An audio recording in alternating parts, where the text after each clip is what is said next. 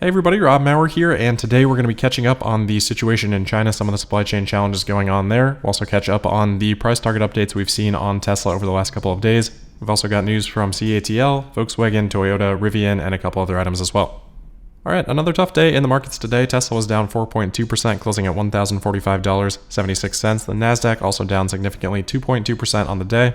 As we had talked about yesterday, a couple of hours before market close, the FOMC, Federal Open Market Committee, did release their meeting minutes from their March meeting. Unfortunately, with the travel today, I haven't had any time to do any research on that, so we won't go into detail on that, but just be aware that that did happen today. I did successfully make it down to Austin, looking forward to the event tomorrow. It looks like Tesla is setting up some pretty interesting things so far. And Joe Tegmeyer, in his drone flyover video last night, did find a number of covered cars that presumably Tesla will have on display, alongside the Semi there as well, you can see. Which, by the way, does now have that top white piece installed, so just single color paint. Anyway, it isn't uncommon for Tesla to show off their prototype vehicles at events like this. I think that would be expected. However, what's kind of interesting here is that you can see in the covers here two polygonal shapes, which would obviously be Cybertrucks, and we've only seen one of these at events before. Maybe it's just the new and the old prototype, maybe they just have a couple that they want to show off, but it is interesting to see, especially given the name of this event, Cyber Rodeo. So we'll see. I would keep expectations low in terms of expecting any announcements or surprises or anything like that. GigaFest, it was really just a factory tour. I'd just go into it assuming this is going to be the same. And then maybe, if we're lucky, we'll find out a little bit more detail on what the specs of the new Model Y might be, maybe a little bit more info on the Cybertruck. We'll find out soon. Alright, next up, I just wanted to quickly catch up on a few analyst updates that we haven't had a chance to go through yet since the delivery report. We won't spend much time on these because honestly, I just don't think there's a whole lot to say right now. Everyone's just kind of waiting to see what goes on with the supply chain in China, what goes on with the ramp for Berlin and Texas. So even as thought starters for me, there's not a lot to jump off of here, but just to catch up, we've got an update from Bank of America. They have raised their price target on Tesla from $1,100 per share now up to $1,300. And I believe that's the same price target that they had a couple months back before they lowered it due to concerns around macro. Couple of other price target increases. UBS has increased their Tesla price target from $1,000 now up to $1,100 per share. Cohen, they're a little bit more negative on the stock, but they have increased their price target up to $790. Last I have in my notes for them was $660, so pretty decent price target increase there. Then a lot of other notes from analysts, but because Tesla was pretty close to the consensus estimate, no real reason for a lot of changes here, I think.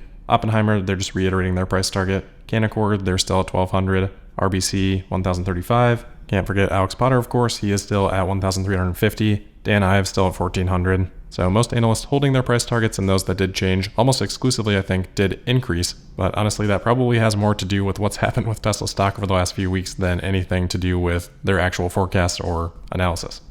All right, next we're just checking in on the situation in China. The COVID lockdowns are continuing. Unfortunately, we don't have much news as it relates directly to Giga Shanghai. Bloomberg did report on this today, saying that the shutdown has continued. They also note that the shortage of truck drivers, which we had mentioned previously as one of the things that Tesla was struggling with in terms of their reopening plans, which were obviously later affected by other things as well, but that truck driver shortage does continue too. Bloomberg also reports that Tesla will keep production shut down at least through Thursday. That's unsurprising because, as I mentioned before, I've been told that Tesla will give at least 48 hours notice before restarting production, and so far I haven't heard any updates on any further communication, so this is persisting. It does sound like some companies are finding ways to work around these lockdowns. Bloomberg reporting that, quote, some companies, including chip giants TSMC and SMIC, as well as iPhone assembler Pegatron Corp., have been able to keep plants running by implementing a so-called closed-loop system where workers live on-site and are tested regularly. It had been reported a while ago that that might be an option for Tesla, one that we haven't seen them pursue yet, but again, that kind of comes back to that truck shortage too. Even if Tesla was able to do something like that, they might just end up immediately constrained by something else. So I think at this point, you got to look at April and you got to say, okay, best case, probably half the month or so is lost, because even if Tesla gets back in on probably the earliest at this point would be the 9th or the 10th, which wouldn't even be what I would expect, but best case scenario, then they got to kind of ramp up production again. Plus then any supply chain challenges, which could have been exacerbated by this situation. I think best case, you're taking a couple weeks off there. That's probably about 25,000 vehicles worth of production. Hopefully Tesla will be able to make up for some of that lost production later in the quarter. But then again, it's right back around to how much this impacted their supply chain.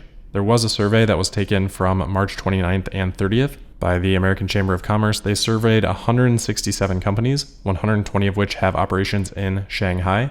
60% of them reported slowed down production. 57% of them reported disruptions in their supply chain, and 86% of manufacturers reported supply chain disruption. And remember, this is a survey from 1 week ago. So tough situation on top of an already tough supply chain. Bloomberg yesterday reported that wait times for semiconductors actually continued to rise in March even before this. So the economic impact continues to increase by the day, and we're just kind of left waiting to see how long China persists with this policy. Outside of China, there was also an article today by the Berlin Courier talking about some of the risks that Tesla may have at Giga Berlin due to possible embargoes or sanctions on Russian gas by Germany. Clearly that would have a significant impact on a lot of companies in Germany. But this article notes that Brandenburg's Greens parliamentary group leader, Benjamin Raschke, says that if that gas delivery were to stop, that could threaten Tesla's production at Giga Berlin. It actually says that they'd be required to shut down. I think that's a stretch, but could threaten their production because apparently 60% of Tesla's energy is fulfilled based on that natural gas. I would assume that that figure is coming from one of the thousands of pages of approval documents. Even if Tesla did have to reduce their energy use by 60% though, I don't think that guarantees that they would have to shut down production entirely. I'm sure there would be some impact, but especially with Tesla not even fully ramped up yet and therefore likely not using the full energy requirements that they're going to have eventually, I'd be surprised if they had to completely shut down unless it was required by the government for them to actually divert the remaining 40% of energy that Tesla would have access to fill other needs. So I do think it's a little bit clickbaity, and I think that this risk has existed since the Russia-Ukraine conflict started, but it is still a risk and still worth thinking about. In more positive supply chain news, we do have a little bit of positive news here. CATL has been granted a second partial approval, they have said, for a battery factory that they're working on bringing online in Germany. So this plant is expected to have an initial capacity of 8 gigawatt hours per year, eventually increase to 14 gigawatt hours per year. So not the largest battery factory, but still a decent chunk of production there. This is only a couple hundred miles away from Giga Berlin. And of course, with Giga Berlin, we know how these approval processes go. We know how many steps there are. But CATL does expect the first cells to roll off the line at the end of this year. Next, we've got another update on Volkswagen. This is coming from their chief financial officer, being reported by the Financial Times. Their CFO sharing some of their thoughts on growth and overall volume, saying, quote, "The key target is not growth. We are more focused on quality and on margins rather than volume and market share," end quote. He also noted something that I think we may have talked about before, but that Volkswagen for their petrol and diesel lineup in Europe is going to be reducing the number of models that they're offering by 60% over the next 8 years, and that's from a base of more than 100 models. That's definitely a need, and really what risk is there to reduce the number of ICE vehicles that you're offering? Not a lot. Definitely the right move, but the comments on growth and volume are interesting. Volkswagen really not even talking about growth, instead preferring to grow through profitability. I think a strategy like that is going to work in the short term, especially when things are so supply constrained like they are right now.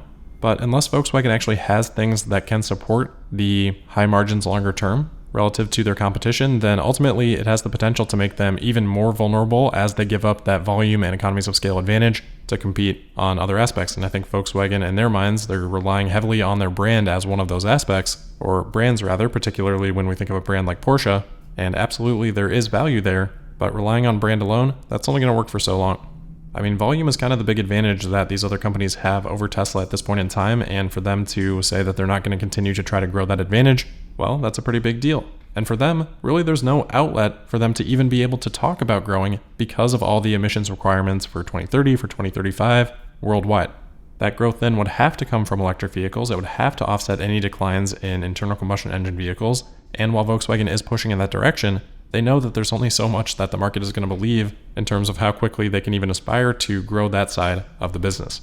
So interesting comments there from Volkswagen. In terms of the other volume leader, Toyota, we've also got some news on them as well. Reuters reporting today that one of their self-driving units, Woven Planet, is working on an autonomous driving system using cameras only, and they say that gathering diverse driving data using a massive fleet of cars is critical to developing a robust self-driving car system, but it is costly and not scalable to test autonomous vehicles with expensive sensors.